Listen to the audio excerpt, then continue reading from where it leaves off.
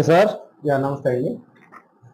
Sir ఈ మధ్యన రీసెంట్గా నేను విన్నాను, ఏదో మార్వాడి యూనివర్సిటీ అని చెప్పేసి చాలా మంది మా ఏరియా సైడ్ అంటున్నారు. సో మీ ఆఫీస్ నుంచి కూడా మాకు మామూలుగా కాల్స్ వచ్చింది అండ్ నేను మీ వీడియోస్ చూశాను. సో తెలుసుకుందామని చెప్పేసి అని నేను మరీ ఇంత దూరం వచ్చాను సార్. నేను సార్ ఏంటి సార్ ఈ మార్వాడి యూనివర్సిటీ ఎవరికి ఎక్కువ యూజ్ అవుతుంది? అంటే మాది ఏంటంటే చాలా పేద, అంటే మధ్యతరగతి కుటుంబం సార్ మాది. మేమంతా డొనేషన్లు కట్టుకోలేము, లక్షలు లక్షలు కట్టుకోలేము మేము. సో మేము దీనిలో చేరడానికి మాకేమైనా ఎలిజిబిలిటీ ఉందా సార్? ఒక్కసారి మాకు చెప్తే బాగుంటుందని చెప్పేసి అని మా ఇద్దరు పిల్లలు ఉన్నారు సార్, వాళ్ళ కోసం వచ్చాం సార్. అదే సార్, ఇప్పుడు మీరు అన్నట్టు మధ్యతరగతి ఏం చేస్తారు సార్ మీరు మామూలుగా?